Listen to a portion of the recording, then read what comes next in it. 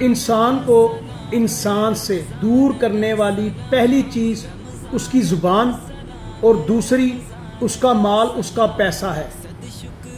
کچھ لوگ اپنی غلط زبان، غلیظ الفاظ استعمال کر کر اپنے بہن بھائی، اپنے دوست، اپنے رشتہ داروں کو کھو دیتے ہیں، اور کچھ لوگ ایسے ہوتے ہیں کہ جن کے پاس جب مال آ جائے، تھوڑے پیسے آ جائیں، وہ اس تکبر اور غرور کی وجہ سے، اس مال کی وجہ سے اپنے رشتہ داروں سے دور ہو جاتے ہیں۔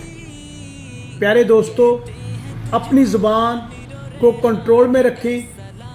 رب کعبہ کی قسم، جس نے اپنے نفس کو کنٹرول میں رکھا، اللہ کے نبی صلی اللہ علیہ وآلہ وسلم فرمایا کہ جس نے اپنے 32 دانت کے اندر اپنی زبان کو کنٹرول رکھا اور اپنی ٹانگوں کے درمیان اپنے نفس کو کنٹرول میں رکھا، وہ مجھ سے جنت کی بشارت لے لے۔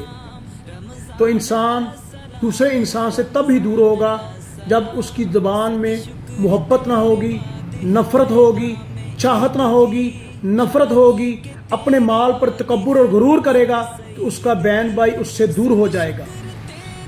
اور بے شک بزرگی میں، بڑھاپے میں فرشتہ بننے سے بہتر ہے کہ جوانی میں جب آپ اور غرور تکبر کے پہاڑوں پر چڑھے ہوتے ہیں، فرونیت آپ کے اندر ہوتی ہے، اس وقت وہ فرونیت کو چھوڑ دیں، بڑھاپے میں خود بخود آپ فرشتے بن جائیں گے۔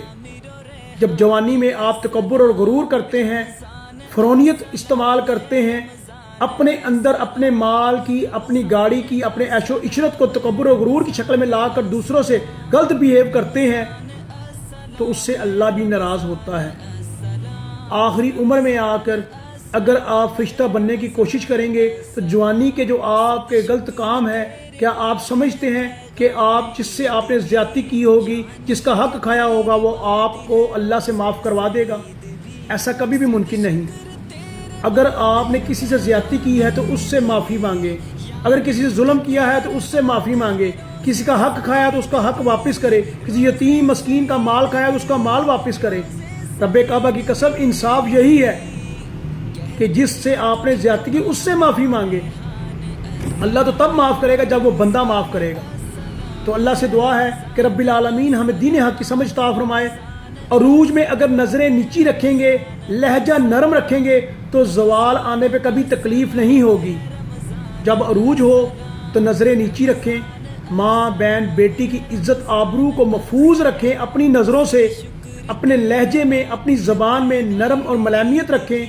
تو اگر خدا نہ خواستہ آپ پر کوئی آزمائش آ بھی جاتی ہے تو رب العالمین اس آزمائش کی آپ کو تکلیف نہ ہونے دے گا، اور اس آزمائش سے آپ آسانی سے نکل جائیں گے۔ اللہ سے دعا ہے کہ اللہ ہمیں دین حق کی سمجھ عطا فرمائے۔ السلام علیکم۔